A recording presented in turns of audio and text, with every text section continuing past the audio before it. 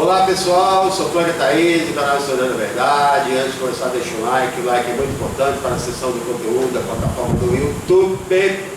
Se inscreva quem gostar do conteúdo, participe, curta, mande sugestões, porque é muito importante para a sessão do conteúdo e para a sessão do canal.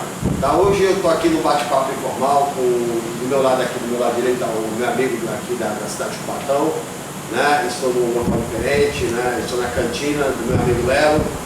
Sérgio Martins, do lado, né, mais conhecido aqui em Cubatão como Pelé. Do lado aqui está o Israel, só Vasconcelos, Israel, né, que me lembra o Dantão Dallagnol, né, mas tudo bem. Israel, mais conhecido como Lelo, que é o dono da cantina, onde nós estamos gravando. E hoje nós vamos falar sobre relações internacionais, né, no tempo de Luiz Inácio Lula da Silva e no tempo de Jair Bolsonaro, mais conhecido como Bolso. Ok? Então, Pelé, o que tu acha? Bom, primeiro agradecer aqui a participação do seu canal. Eu acho que o tema da moda, né? O tema atual é discutir a relação do governo brasileiro na questão da crise do Irã. E qual foi, né? Lembrando também que no tempo do governo Lula, nós tivemos uma crise, não nessa proporção, mas nós tivemos também uma crise. Então, é importante que as pessoas consigam se situar, né, comum, entender, comum, fez as relações brasileiras contra o governo naquele momento, como o outro está fazendo agora nesse momento. Né?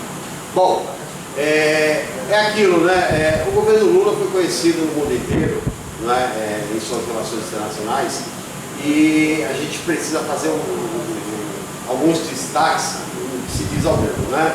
Quando o Lula ganhou a eleição em 2002, ele foi chamado pelo presidente Bush, né, que na época presidente dos Estados Unidos, para poder participar da guerra no Iraque, né? Os Estados Unidos já estavam tramando a invasão do Iraque, que aconteceu em 2003, né? Com aquela desculpa que havia arma de destruição em massa, e até hoje a gente sabe que não foi encontrada nenhuma arma de destruição em massa, mas o Iraque foi destruído, né?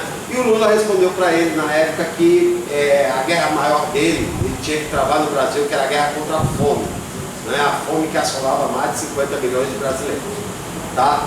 Dito isso, né, a gente parte para a questão da Europa. O Lula ganhou respeitabilidade na Europa, ao ponto de dormir no Castelo Buckingham, dormir no Kremlin, né? É um presidente respeitado, foi respeitado na África, ao ponto de Pierre Sané. Eu estou falando tudo isso para não chegar depois da questão do Irã. Ao ponto de Pierre Sané, que foi ex-secretário da Anistia Internacional, dizer que Luiz Inácio Lula da Silva é o personagem mais importante do continente africano, só está abaixo, né, de respeitabilidade de Nelson Mandela. Né? Nelson Mandela a gente não precisa apresentar, todo mundo conhece. Né? Eric Hobsbawm foi o maior historiador do século XXI. Eric Hobsbawm, né, chegou a dizer que o Lula seria a única esperança para encabeçar o Programa Mundial de Combate à Fome. Né? Não só ele, como Noam Chomsky também, né, afirma que Lula seria Bono Vox do YouTube, e aí você pega uma série de outros personagens, Angela Davis, né? Angela Davis, que é a maior ativista de direitos civis do mundo, que lutou ao lado do Martin Luther King, de Malcolm X, né? Diz que, né, recentemente teve no Brasil e gritou Lula livre, né? Assinou a carta de indicação para o Lula para o Prêmio Nobel da Paz, e aí vamos para o Irã. O Irã em 2009, o Irã teve uma crise séria, né, de enriquecimento de urânio. O urânio enriquecido a 3%, ele é para uso medicinal. Tá? Quando ele chega ao enriquecimento de 20%, é para uso de energia. Energia, né, para substituição do quê? O Irã não é o Brasil que tem água para ter usina hidrelétrica. O Irã não tem termoelétrica. Então o Irã queria enriquecer o quê? O urânio para energia. E aí foi onde que o Lula entrou num acordo, né, junto com o Celso Amorim. Vale lembrar que Celso Amorim foi considerado o melhor diplomata do mundo, né, o melhor embaixador diplomata do mundo em 2009. Sérgio Amorim, junto com o Lula, fizeram um acordo com o presidente Ahmadinejad, né, e Khomeini, né, que é o ayatollah desde a saída de Khomeini, né, um acordo de não proliferação, não enriquecimento de urânio, porque o urânio ele só passa a ser perigoso para se tornar uma ogiva nuclear acima de 90% de pureza. Né? E eles conseguiram arrancar um acordo, mas né, Hillary Clinton não aceitou o acordo na época. Por quê? Porque ela não sabia da conversa entre Lula, né, e o próprio Barack Obama. Né? E aí recusaram o acordo, imporam sanções ao Irã, mas 2 anos depois os Estados Unidos fez um acordo semelhante ao do Brasil, mas um pouco pior, isso dito em vários jornais, e aí a gente pode pesquisar para saber. Tá? Queria só lembrar, nossa geração, e aí até para colocar o Lelo no papo, essa crise vem de 1980. No governo militar, o Brasil teve relações extremamente comerciais com o Irã. Essa crise vem desde 80. O Brasil sempre teve relações favoráveis com o Irã, ao ponto de termos empreiteiras brasileiras, vender carro. Gostaria que o Galo falasse um pouco a respeito. Eu queria na realidade voltar ao assunto da questão de fazer uma comparação.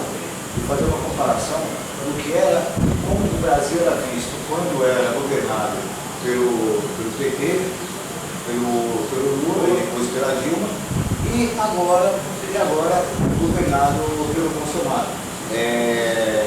O Lula sempre foi muito criticado quando ganhou a eleição, que era um operário, isso aqui, todo mundo vivia falando sobre GAF, que ele era GAF na ONU, isso e aquilo. E hoje a gente vive com um cara que foi, hoje a gente vive sob a presidência de uma pessoa que foi praticamente colocada pelas elites, tanto as elites da comunicação como as elites industriais, dessa coisa toda, sendo que, por outro lado, toda a ação que levou esse governo ao topo, que levou o governo à presidência, ela culmina também com a destruição das empresas brasileiras, com a destruição dos postos de trabalho no Brasil. Então, eu queria que você fizesse uma análise, mas focando como era, sim, o Brasil visto fora pelo mundo e como o Brasil é visto hoje. E os postos de trabalho, o que significa essas relações exteriores e a questão da empregabilidade. No país. Olha, primeiro a gente tem que dizer o seguinte, né? A Vaza Jato, não é mais conhecida hoje como Vasco Jato, graças ao Grindelwald, né? Ela tem um estreitamento, né, com o Serviço de Informação Internacional, a CIA dos Estados Unidos, o FBI, né? E o intuito, não é? Porque a gente tem que lembrar que na Segunda Guerra Mundial, quando as indústrias que alimentaram a indústria bélica norte-alemã, né, depois da guerra, mesmo depois da Alemanha vencida, as indústrias não foram destruídas. Volkswagen, né, as empresas farmacêuticas que produziram armas químicas, a Bayer, por exemplo, que é alemã, ela não foi destruída. Aqui houve um projeto de destruição através da Lava Jato, destruição da empregabilidade da indústria naval, da construção civil pesada, que hoje está sendo assumida, né, por empreiteiras internacionais.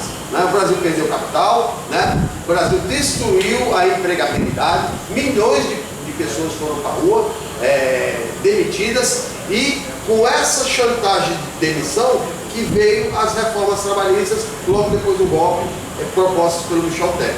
Né? Esse discurso de corrupção é um discurso farsante, eu já gravei várias vezes no meu canal, porque sempre gritaram corrupção quando um governo de esquerda ou um governo voltado para a classe trabalhadora assume.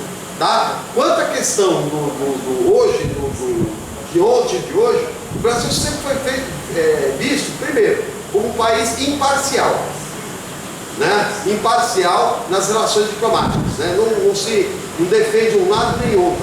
Nosso negócio é defender o nosso país e vender o nosso produto, nossos interesses, nosso povo. Hoje o Brasil é visto como um leproso. Né? Tanto que o presidente se nega aí hoje na reunião em Davos, porque o ano passado já foi mal visto. Né? Primeiro com o avião com 39 quilos de cocaína.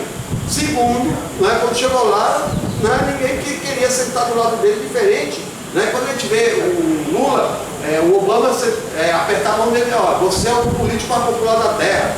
Ou você vê o Bush, né, tomando uma aula do presidente Lula. Então as relações estão deterioradas e, para concluir, a gente tem que tomar cuidado hoje depois da declaração do Bush.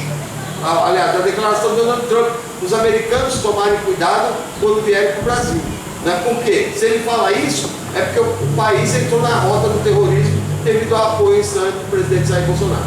Ok, pessoal? Essa é a minha participação. Agradeço ao Israel, ao Pelé, e na próxima a gente fala mais um pouquinho. Ok?